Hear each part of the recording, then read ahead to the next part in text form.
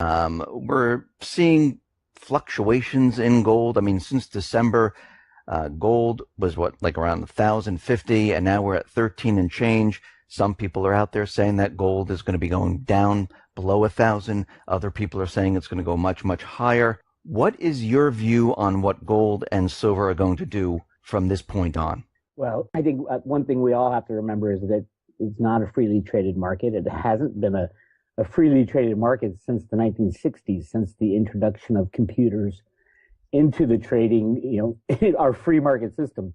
So I go a lot into the history of computer manipulation and computer rigging by the Fed, the Treasury, and the big bullion banks. It goes back to the 60s and 70s when we went off the gold standard. And the only reason the unbacked fiat system has lasted so long is because of the control of the gold and silver prices by those behind the scenes. And it's really easy to rig the markets if you have unlimited funds and you have the support of the SEC and the CFTC, which are the regulators in the United States.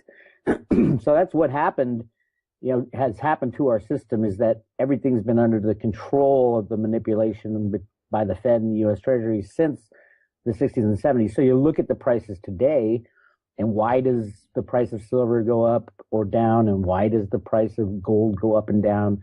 It's got nothing to do with people buying and selling physical. It's got to do with where they, meaning the manipulators, our lovely government and the regulators, where they want it to go and where they need it to go to maintain the status quo and keep the system going. And it hasn't been traded freely since, that's over 40 years. So yeah, they'll put it where they want to put it. With a click of the mouse, they can put gold and silver to $0 per ounce, or they can put it to $1 million per ounce. That's how easy it is. But I do believe that we are approaching that time when this manipulation and the control over our markets and our lives is going to end. So yeah, I see it as a great time. Ultimately, a high silver price would destroy all the banks of the world, the large bullion banks, which will take down every other bank. So when they are ready to do it, and I believe the United States is just about there, because we are the largest debtor nation, and there would be nothing better for the United States than to destroy the system. And they can do that easily with, putting the price of silver at $100 or $200 or $300, which kicks off the derivative implosion through JP Morgan and Deutsche Bank. And then that would cover every other bank too, because they're all interconnected. When you talk about manipulation, I know you talked about click of a mouse, but can you just, from your research and everything that you've looked at, can you just give like an example of how they actually manipulate the gold silver market? Like, what do they actually do to manipulate it? Well, it's the price of gold and silver, of physical gold and silver, is determined on basically two markets right now, almost three, but two, and that's the COMEX, that's a futures and options market in the United States. And the way it happens is they throw 1 million ounces. Well, it's actually over 100 billion ounces yearly trading volume on the COMEX. But it's not real silver, and there's a delivery component, but it's very rare that people take delivery of the silver. And it's basically the bullion banks, the large banks like HSBC and JP Morgan and Deutsche Bank, trading back and forth to each other as they're told on these markets. And the other large market is the LBMA, which is another electronic market in London. And if you look at just the silver side of it, every year about 900 to 1 billion ounces of silver comes onto the market, new silver or recycled silver. But when you look at the 100 billion or 1 billion ounces of physical metal, over 100 billion are traded on the COMEX, and then there's even more than that traded on the LBMA exchange. So you wonder, all right, is this what is really being traded here to determine price? Is it the metal, or is it electronic promises of the metal being traded back and forth from these banks to control the price? I would say about 95 to 98% of all trades is just a handful of banks trading back and forth with each other to create an artificial price. Now, the Shanghai Gold Exchange and the Shanghai Silver's future market is kind of a new entrance to the system, and more emphasis is being put on that, which would be great. It's still an electronic exchange, and people think, oh no, that's the real thing. It's not. It's electronic promises going back and forth, but there's more of a delivery component because in China and in Asia, there's more of an attachment to physical metal as a form of wealth than there is in the United States. So that's how the price is determined. It's determined on the electronic exchanges, futures and options. And these large players, there's probably a handful of them, 15 to 20 of them, all working together through the support and encouragement of the U.S. government and the Exchange Stabilization Fund, which was set up to rig these markets. 100% legal, 100% the plan, and then the only way you can run an unbacked system is to control the price of commodities and control the price of the U.S. dollar, which is also traded on these same exchanges, the electronic exchanges. So yeah, it's pretty easy to do. If you have control of a computer, you can click a mouse, and you have the regulators protecting you as you do this. So when they do this and they continually have this, trading electronically going back and forth, what is the volume of actual people buying, selling the precious metal? Well, there's a lot of there's a lot of players in the market, but there are only a few dominant players that take up, like I said, 95 or so percent of the trades. And those dominant players are carefully controlled and orchestrated from behind the scenes from the people controlling the price. And we've seen it time and time again. GATA has proved it many times that these people collude with each other for various reasons. And there's a base manipulation, which is the control of the system overall that the Fed and the Treasury watches over. And then there's individual manipulations that happen where, JP Morgan wants to make a lot of money, so they'll contact a few of their buddies and say, hey, we got an operation to do, which happened in 2011 when they brought the price of silver up from $25 to $50 in the first 3 months of the year by placing one of their top executives as the chief of staff for Obama. And that's William Daley, and he was known as Jamie Dimon's not an economic hitman, but he was the head of the SWAT team, is what Jamie Dimon called him at JP Morgan. And they had a problem with their silver book, so he was placed as the chief of staff for Obama for 1 year. And during that year, he brought up the price of silver from 25 to 50, and everybody, all the weekends, all the little guys got in, getting all excited. And then they slammed it down fairly easily, dumping a billion ounces of electronic silver on the market on, what was it, May 1st, I think it was, on a Sunday night. And you can do that when you control the mechanisms for the market and get the regulators on your side, and you have the government on your side and the U.S. Treasury. It was all planned and it was all orchestrated. And then when the year was up, silver ended up closing right around $25 again, just like it started in the beginning of the year. And then Bill Daley quit as Obama's chief of staff, job done, walk away, and then you go on to the next manipulation. So there's many people out there saying that there's a huge shortage of silver. We see the ratio of gold to silver right now. It's way off. Is there a huge shortage of silver? And why? Two questions here. Why is the ratio so off?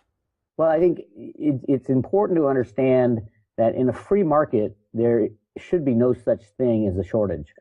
Mm-hmm. A shortage would mean that people aren't allowed to raise the price. So as a commodity or as anything becomes less and less in supply, theoretically in a free market the price should rise.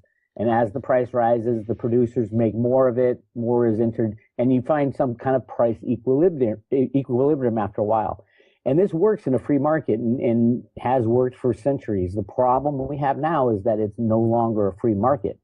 So without a free market, you do have supply shortages because the price isn't allowed to rise. And that is a huge problem. And then those in the know, who know what's going on, secretly load up on the real stuff as the price is kept low and the shortage is there. if they can get their hands on it at a certain price, they will. And that's why you see, the U.S. Mint in their Silver Eagle production. At times, they've even stopped production altogether. Although the price was very low, they couldn't get any supply of silver because of the market distortions that were provided by the suppression of price by basically by the U.S. government and the U.S. Treasury and the Fed trying to control the situation. So yeah, and when you look at the gold to silver ratio over in history in the United States and around the world, it's been anywhere from 10 to 1 to 20 to 1, and it's kind of the proper ratio because back in the day, throughout history, that's about what it is mined at, what it's pulled out of the ground at, about 10 ounces of silver for 1 ounce of gold. That has actually changed over the year on both sides of the equation. Now they're pulling out a little less silver and more gold. So that ratio kind of got thrown out of whack a little bit. But the big thing that threw it out of whack was in the 1930s, 40s, and 50s, the introduction of silver and into the electronics side of it, the industrial side of silver. And now the majority of physical silver goes into industrial applications like, in your cell phone and in your computer and in your telephone wires and in your solar panels and in your car, all kinds of electronic industrial applications that use silver because silver is the best conductor of electricity out of all the metals. So the gold silver ratio should be going the other way. It should be going down, and yet the price manipulation has been making it rise to now it's, like you said, 80 to 1, 80 ounces of silver buys you 1 ounce of gold. But truthfully, it should be well below 10 to 1 right now. I think it will go there. I think the more people understand what has happened over the last 40 years with silver price manipulation, and remember, silver is consumed. And because it's used in such tiny amounts in every flat screen TV and cell phone, and it is consumed in these little tiny amounts that never get recycled, which is really interesting because gold's the exact opposite. All the gold in the world has been basically put into jewelry and stuffed into a vault. So as the amount of gold that is above ground and physically available grows, and the amount of above ground silver shrinks. I mean, it's still there somewhere. You just can't get to it because it's in a hundredth of an ounce in a cell phone that you lost somewhere on your hike in the woods. That silver will never come to market. All the gold is still out there. So yeah, huge distortion. I think before this is, as the manipulation ends, you'll see gold and silver for a while coming to close to parity, 1 to 1. 1 ounce of gold will be worth 1 ounce of silver. And that'll be really unique time because people will stop using it as in the electronic industrial form and start using it more as money as it should be used. I believe it's been money longer than gold has been money. It's been used as money. They call it the people's money. So we'll see. And it all goes together with when this system will crash and when the Fed and the U.S. Treasury, who currently uphold the system, and they buy stocks and they buy the U.S. dollar, and they're going to run it for as long as they can, and that's what we have been doing. So when they let it go, it'll be interesting to see where the true fair market value of gold and silver really is. Are you looking at like any signs with gold and silver, like, okay, now the system's starting to fall apart and crack and gold is going to start to rise, silver is going to start to move up? Are you personally looking at any type of signal? There's tons of signals that I look at with my work at the Road to Ruta, and the Road to Ruta it's a theory based on a set of publications that the Fed Boston put out, and yeah, there's a tons of signs. One of the really big signs is that there's these what I call truth bombs coming out. These revelations that people have always been going on. Our system has always been rigged.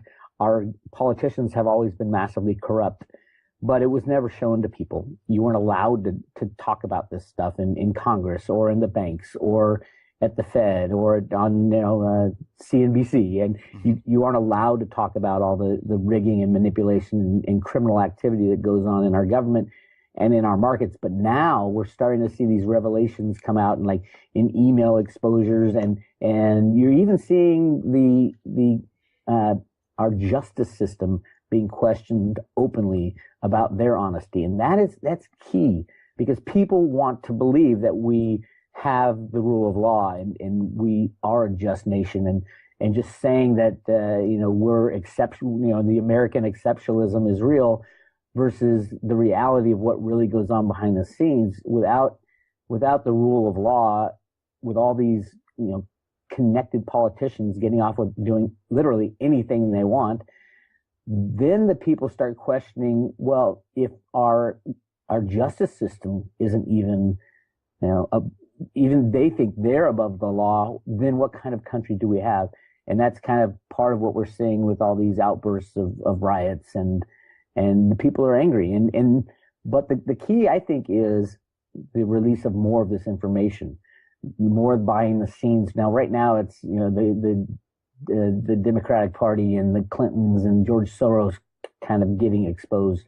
But I think real soon it's going to flop over to the other side, where the Republican National Committee will get exposed, and the Bushes and the hedge funds in Wall Street will get exposed, because they're all massively criminal.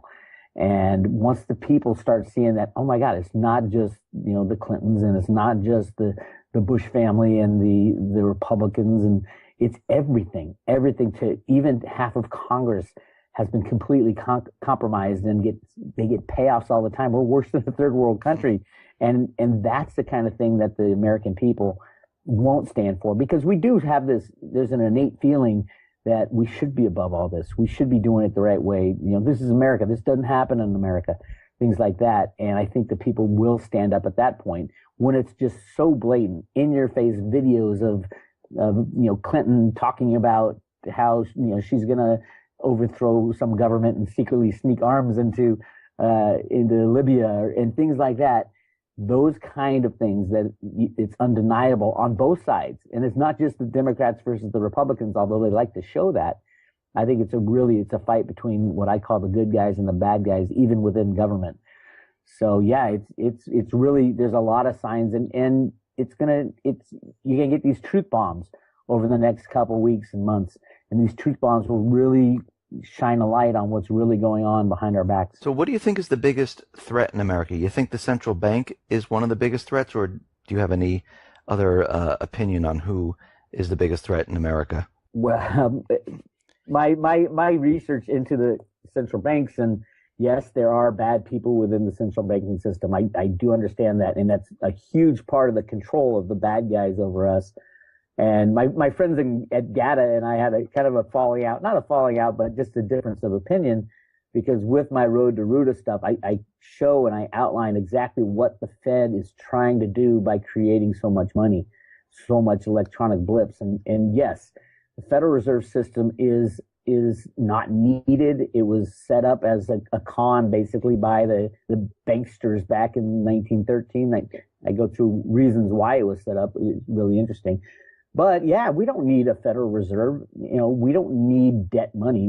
We have a U.S. Treasury, and we have a U.S. Congress. Congress supposedly still has the right to print and coin money, and with the stroke of a pen, they can abolish the Federal Reserve System, meaning that all the Federal Reserve notes will go to zero, getting rid of all our debt. Yes, it gets rid of all our electronic assets as well, but it gets rid of all our debt, and all it takes is a signing of you close the Fed down, and something like that, a truth bomb about the Fed and about all the bad things that the Fed has done. I do think they have done bad things, but I also think they've had a secret agenda to run the system as hard as possible, soaking up all the benefits of fiat money before it crashes.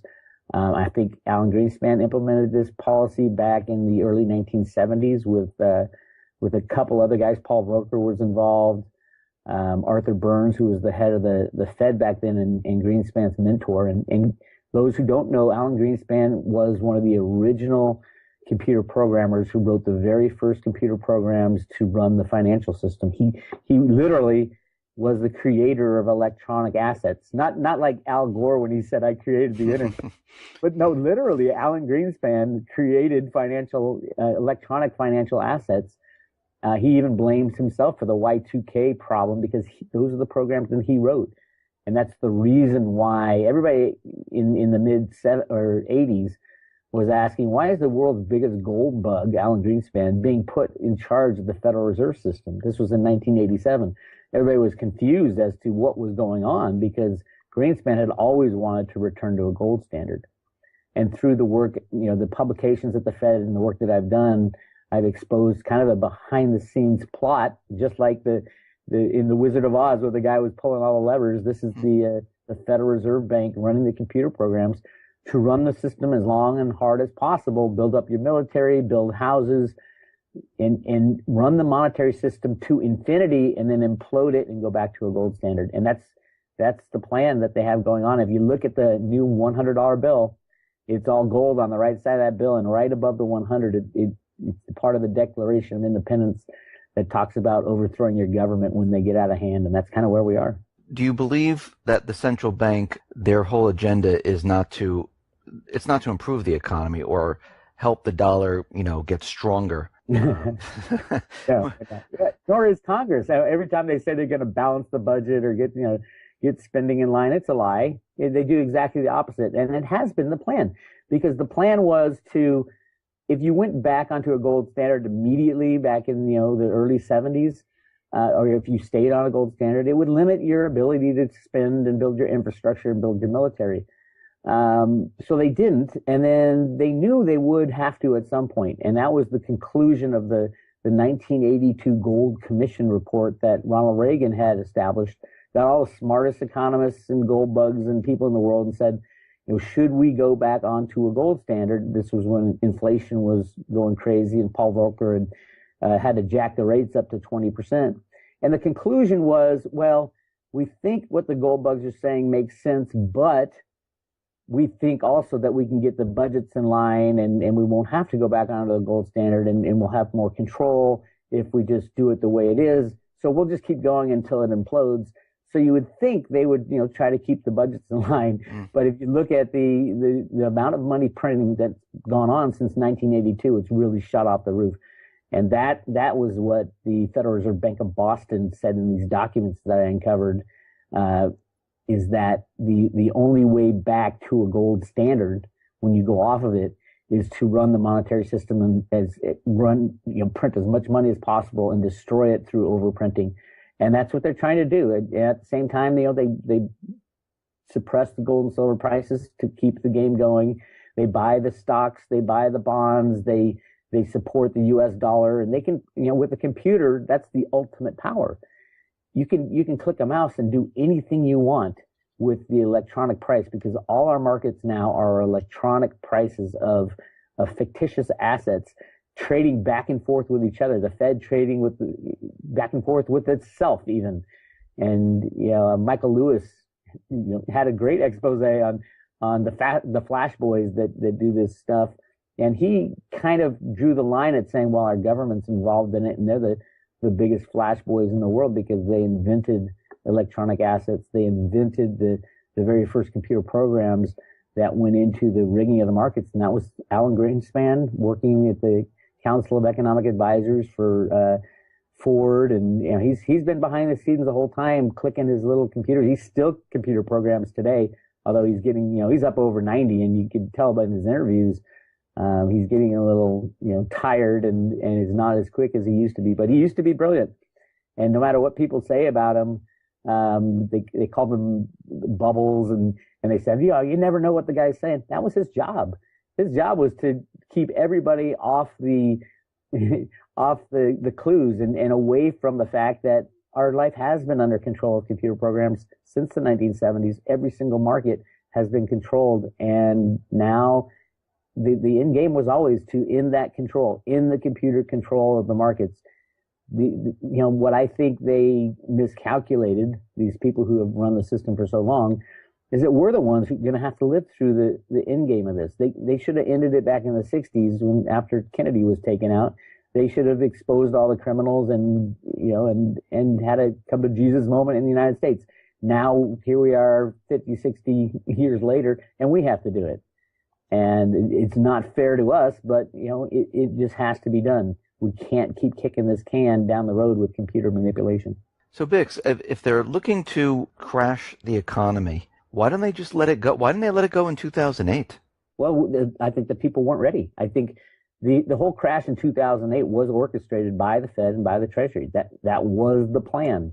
And then they, the bad guys, as I call them, like Hank Paulson goes in front of Congress and says, well, we need $700 billion.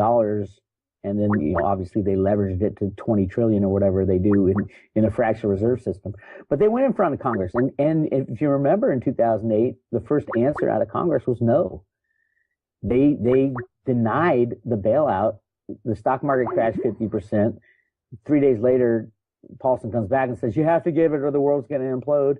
And then we did it. There weren't enough people to stand up and say, well, nobody understood about the evilness of this banking system and what was going on. And that's part of the reason why it wasn't allowed to go completely through, is that the people weren't ready yet. The people weren't ready to stand up against the powers that be and the banking powers that be. I think they are now. I absolutely think they are now. There's been movies, and if you walk down the street in America and say, what do you think of the big banks? They're going to say, I hate the banks. I can't believe we gave them a bailout. And now look at everybody on Wall Street who's making all this money, and we don't even have a job, and all our jobs are going to China. What is wrong with the country? And they're saying it now on the streets of like Milwaukee and in Chicago, and yeah, it's very scary about how that's all going down, and that's kind of I think that's being supported by the bad guys because they want the people to turn to them when this crash happens, not turn away from them. And turning to them would be, reallocating money in the same proportions that they stay rich.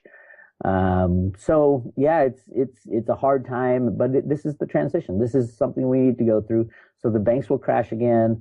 They will come to Congress again, not for 700 billion this time. It'll be more like 20 trillion. And then it's up to the people to stand up and say, no, we're not going to let them do this again. When they do this, aren't the people going to say, hey, wait a minute? And I think you just said this, that, you did this before. Here we are again. You told us that everything was fine. We were recovering. And now the system's crashing. And you're saying that the people at this point will say, okay, no more. We can't have any more of this. I believe that's what will happen. Now, here's the problem. Problem is that they, meaning the banks and the government, the bad guys, have got us so dependent upon the system for everything we do, for our to pay our bills, to work our day's work, to eat food, to have electricity. All that stuff depends on this banking system flowing properly. And if they don't get bailed out, it will not flow properly. Every single bank is dependent upon every other bank. That's why these banks are called too big to fail. And what it means is that if they fail, the rest of the banks will fail as well, and nobody will have anything on the electronic side. So people historically will always vote for themselves to get a bailout.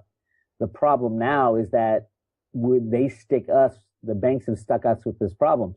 If we don't bail them out, we don't bail ourselves out.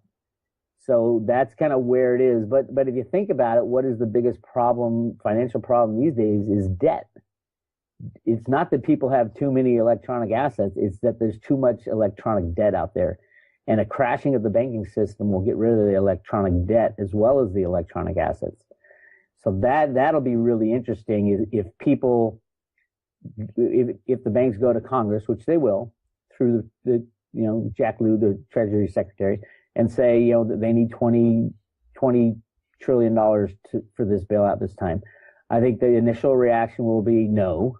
Mm-hmm. And then the stocks, will drop 50% or 80%, and people will panic and say, okay, we'll give them something, but we need to stop what they've done before. And there's no way to stop it. It's either you bail them out or you can't, or you don't. You need to remove them. So if the same people are calling for the same thing, and then in the Dodd-Frank law that they passed, there was a provision added by Citibank at the last second that says for FDIC insurance, before anything gets paid out to the individual savings checking account or anything like that, they have to pay off the bank derivatives first, which is hundreds of quadrillions of dollars. So that provision, although everybody was jumping up and down saying, how dare they do this? They're guaranteeing their own bailout before us. That's not what's going to happen. They're guaranteeing that there is no bailout.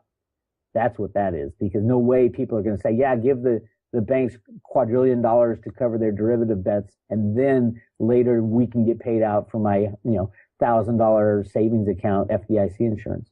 So I do think that the banks will come to Congress, and Congress will say no this time. When they say no, what happens at that point? What happens to the dollar? What happens to people's accounts? Gone, gone, Everything. 100% gone. Yeah, that's why they're called too big to fail. Is it if they fail, the system shuts down. There's no 401k. There's no there's no savings accounts or checking accounts. These are all everything you own electronically online that you see your balance or you get a statement in the mail. You need 4 or 5 credits to stay in business between you and that and ever seeing that money. Even if what will money be if the Fed fails? Right now our money is Federal Reserve notes, which is an IOU from a third party bank.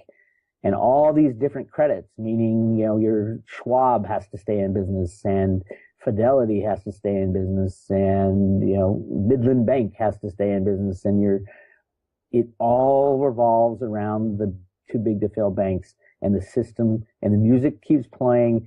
And even your stock accounts, when you buy a stock and you hold it in your 401k, most of the times your brokerage house does not go out and buy that stock. They just credit your account.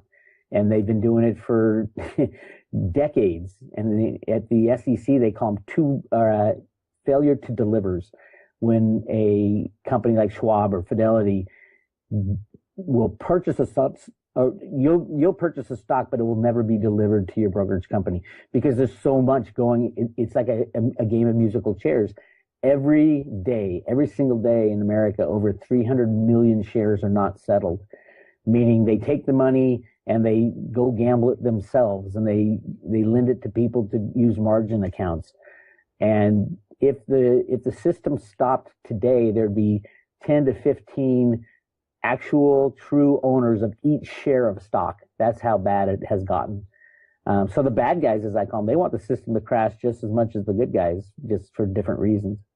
So last time we spoke, you said that we're on track to collapse the second half of this year. Is your research still pointing to the second half of this year? Well, truthfully, I first called the collapse in 2007 when I found the Fed documents, and then what was it? I think Bear Stearns went down first, and then Lehman, and then we got to 2008, and that was a moment of are we going to bail out the system or are we going to let it crash? And in the United States, Congress decided to bail out the system.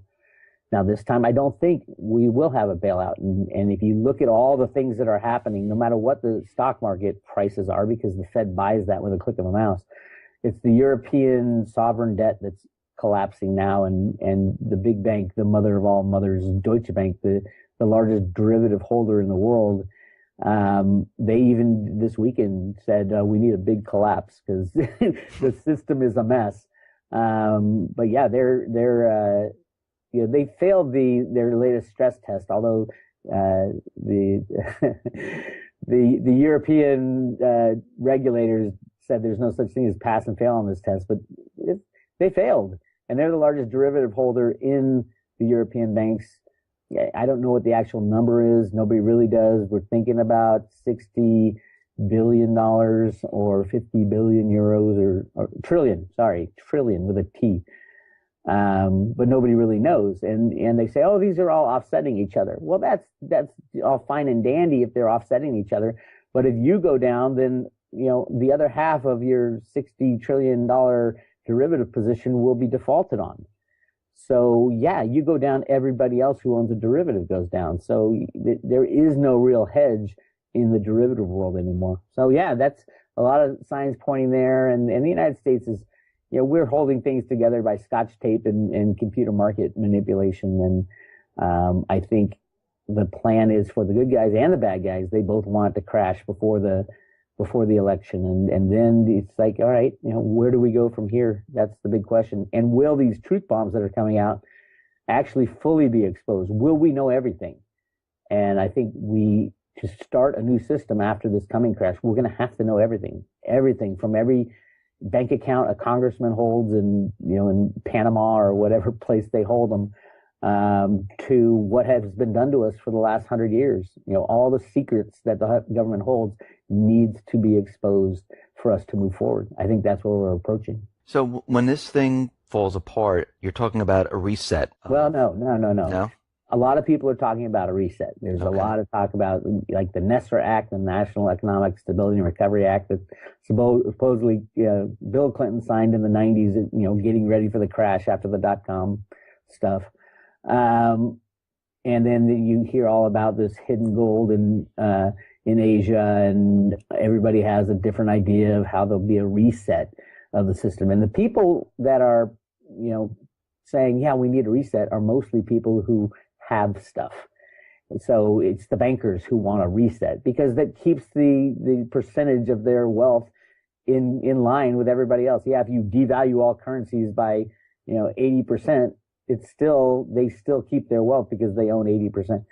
What I see happening is more organic. A crash in the banking system where all the banks go down because of the derivatives and the European bank failures, and they're all interconnected. And so there's no flow of money, and then a reallocation, not a reset, but a reallocation of money in the United States. That's what the Fed documents are saying in the Road to Ruta comics and the information that I've dug into coming out of the Federal Reserve Bank of Boston. They reallocated money, and the way they did it, and the way Alan Greenspan, I think, has been promoting it, is you reallocate according to your Social Security balances. Because if you think about it, it pays off. The most important people are those people who have been, working the hardest over these past 50 years and are going to lose everything, and they don't really have the ability. So it's the old people that are getting screwed in the Social Security system that will have the most money because they paid into the system the longest. That's why they're not touching Social Security. But today you think, oh, what do you mean Social Security? You don't make anything off that. Well, if it's the only money there is, yes, you will. Whoever's got the most in Social Security will be very rich because that will be, the new money allocated will be allocated according to who's paid into the system the longest. It is a way, but even the Fed in their documentation says, well, we don't know if the people will accept that even. Will this be in dollars? I mean, what currency? I think they'll be in dollars, but real dollars, not Federal Reserve notes. I mean, the United States, the definition of a dollar is about 1 ounce of silver. It's defined as grains of like 300 and something grains of fine silver. Yeah, we'll go back to gold, silver. I think there'll be a Bitcoin component as well. The United States and the CIA and the NSA are knee deep in Bitcoin and in assuring that nobody really messes with that because it's going to be one of the alternatives. And you think of the United States in the beginning, we're all about the right of the individual. And if you look at Bitcoin, that's what that thing's all about. It takes government completely out of the monetary system, which is unbelievable invention and can be very powerful when governments fail. If you think about Greece, if everybody had a little Bitcoin account on their cell phone, when they went down, they wouldn't have had to turn to the EU for a bailout at all, and there would be no austerity in Greece. They could just use Bitcoin and go along with their lives and probably be massively more well off than they are today. So you're saying that people should get into Bitcoin? Yes, definitely. I mean, if you believe in gold and silver and you understand that, it's not a long jump to jump over to Bitcoin. Yes, it's electronic, but it is not controlled by any government. It is not hacked. It's not hackable. Everybody has to approve every transaction. So it's very, people say, oh, people hide in the shadows on Bitcoin. I think, no, they don't. Every transaction is out there. It's just, your name's not on it, but every transaction is out there for people to see. Amazing technology. And if you're interested in Bitcoin and you heard about it at all, or you think it's crazy, go onto YouTube and just type in any question you have about Bitcoin, because this is an electronic form of money that will be here for the next 50 years. And you can get in now. You will, I guarantee everybody listening will at some point be getting into Bitcoin. You can get in now, or you can get in 2020 or 2030, but it will be here. The infrastructure is being built right now.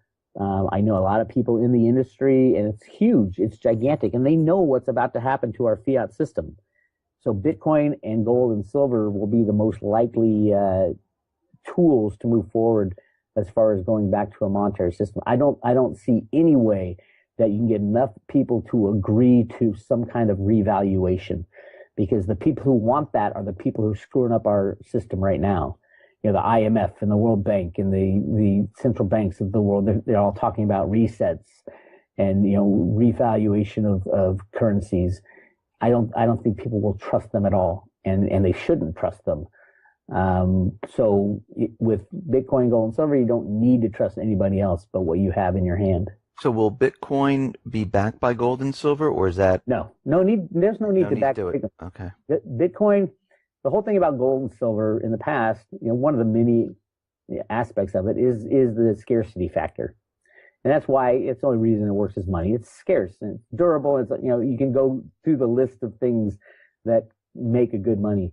Well, on the scarcity aspect of it, Bitcoin is even better than gold and silver because it is a defined number of Bitcoin that can ever be mined, which is 21 million coins.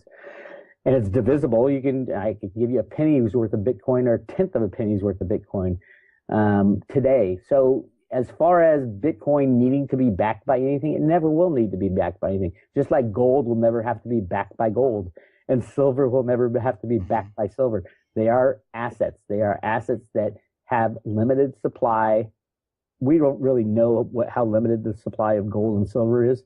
I think silver is much more limited than they tell us, and I think gold is much more plentiful than they tell us. I know gold is much more plentiful. It's not that there's 2 swimming pools full of gold. That is a fallacy that has been perpetuated by people like Jeffrey Christian from the CPM Group. There's massive amounts of gold. I'm not saying gold is overvalued or undervalued. I think it's massively undervalued in relation to fiat money.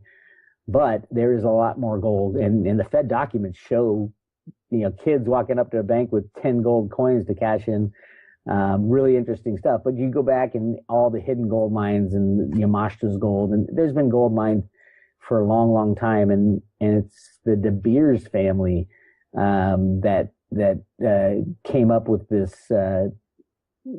Supposedly, they had all their researchers, tell the world exactly how much gold and silver there is in the world. And these are the people who, rigged the diamond markets.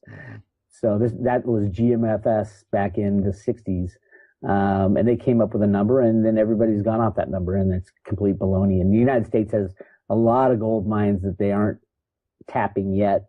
I believe they will come out, and the Fed documents, it's exactly what they say, that at some point we're going to be tapping these gold mines that we've been saving for a long time. But silver, I think, is the exact opposite. That's why I think the silver to gold ratio will go to 1-to-1. Is silver, they've had to do some things just to get physical silver, like shutting down the largest secret military plant that had at least 500 million ounces of silver in it just to get the silver out in the 90s. Really interesting stuff when it comes to silver. Nobody really knows. Truthfully, nobody knows how much physical gold there is in the world. Nobody knows how much physical silver there is in the world. But they do know how much Bitcoin there is. And ever will be. So that's that. I'm a big fan of Bitcoin. I own some of it. I own mostly silver, and then I think I have 1 ounce of gold. So Bix, just for fun. when everything falls apart and you have your gold and silver, what do people do with it afterwards? They just continually hold it, or there's going to be a time and place where they say, okay, you have this gold, you can trade it in, this is how much it's worth? Well, see, that then you're getting to a question of what is going to be used as money. I mean, if you're going to trade, you want to trade things that are overvalued for something that's undervalued. We're just talking about investment, not what you need to live or anything like that. But for investments, yeah, that's the idea. If you think your dollars in the bank are undervalued and you think buying a house is a great time, your dollars are overvalued and the housing prices are low, yeah, buy a house because it's going to change relative to each other. But the whole concept of selling gold and silver and when's the best time to sell, it all depends on what we use as money after the crash. Because 99% of the time in history, people have gone back to gold and silver because you don't need a decider. It has history, and in Asia you can say, yeah, obviously they'll go to gold and silver because the people, that's where they keep their dowries and their wealth is in gold. So yeah, in China and in India, gold is a huge part of the culture. In the United States, we've been brainwashed into thinking that gold is a barbaric relic or whatever Mm. the term was. Ridiculous, ridiculous. And people will learn very fast. And the cool thing to be looking out for in the next couple of months is everybody who's laughed at the gold and silver bugs, or everybody who didn't quite understand what was going on, is going to be clamoring to get their hands on physical gold and silver. And they'll be coming to you for advice, and they'll be running down to their jewelry stores and local coin shops, trying to get their hands on physical gold and silver. And the people who hold that gold and silver are going to be saying, no way am I going to give this up. Give it up for what? Give the pieces of paper. So I think the coin shops around the United States will shut down for a while. Because, I mean, they're not going to, if you owned a coin shop and all of a sudden the system breaks apart and everybody wants to get their hands on gold and silver, would you give the people gold and silver for pieces of paper with the Federal Reserve note on it? No, they're going to shut up their shop and, go take their gold and silver and retire on a desert island somewhere. So yeah, we're coming into some very interesting times, and the reason all this is happening is because the prices of gold and silver has been suppressed for so long. I mean, we're not talking 15 years or so that GATT has been talking about it. I'm talking at least 50 years since 50, 60 years since the invention of computers, and then if you go back before that, hundreds of years. Even before the creation of the Federal Reserve System. It goes back to the opium wars in China. You can go back as far as you want, and throughout history, the manipulation of gold and silver and money in general has been ongoing, and it will continue after this next crash and after we go to something else. But usually after a crash, you have some times of relative stability with the monetary system because people don't trust anybody or anything with their money after it's been abused. Bix, thank you very much for being on the X22 Report Spotlight. Once again, how can people see your work? You can go to roadtoruta.com.